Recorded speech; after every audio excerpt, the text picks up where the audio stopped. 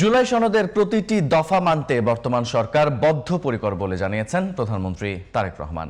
শনিবার রাজধানীর ব্যায়াম ফাউন্ডেশনের একটি ভবনের ভিত্তিপ্রস্তর স্থাপন অনুষ্ঠানে তিনি এই কথা জানান। প্রধানমন্ত্রী বলেন, ২৪ জুলাই অভ্যুত্থান প্রমাণ করেছে রাষ্ট্রের প্রকৃত মালিক জনগণ, আর তাই জনগণের আস্থা রক্ষায় স্বচ্ছতা ও জবাবদিহিতা নিশ্চিত করবে সরকার। মাহি হাসানের রিপোর্টে বিস্তারিত।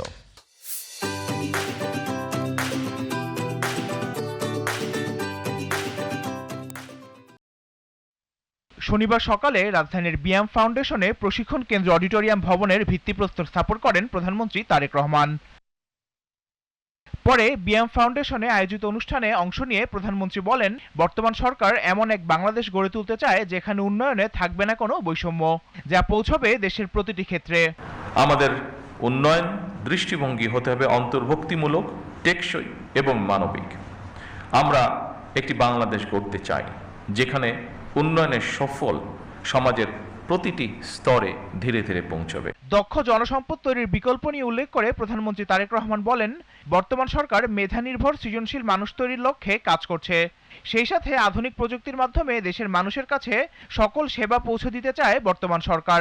২০২৪ সালের জুলাই আগস্টের গণ অভ্যুত্থানে আবারও স্পষ্ট করে দিয়েছে এই রাষ্ট্রের মালিক এই দেশের জনগণ।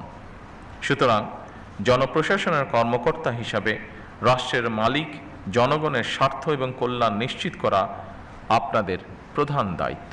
আমাদের লক্ষ্য ভবিষ্যতে সকল সরকারি সেবা তথ্য প্রযুক্তির মাধ্যমে নাগরিকদের দোরগোড়ায় পৌঁছে দেওয়া। দীর্ঘ ফ্যাসিবাদী শাসন শেষে দেশের মানুষ জনগণের সরকার পেয়েছে উল্লেখ করে প্রধানমন্ত্রী বলেন, নির্বাচনের আগে জনগণকে দিয়ে অঙ্গীকারগুলো শুধু রাজনৈতিক প্রতিশ্রুতি নয়, জনগণের সঙ্গে করা চুক্তি।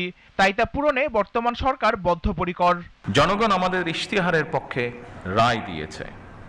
সুতরাং বর্তমান গণতান্ত্রিক সরকার নির্বাচনী ইশতেহার এবং জনগণের সামনে স্বাক্ষরিত জুলাই সনদের প্রতিটি দফা, প্রতিটি অঙ্গীকার অক্ষরে অক্ষরে বাস্তবায়ন করতে সরকার বদ্ধপরিকর। জনগণের প্রকৃত কল্যাণে কাজ করতে সরকারি কর্মকর্তাদের আহ্বান জানান প্রধানমন্ত্রী।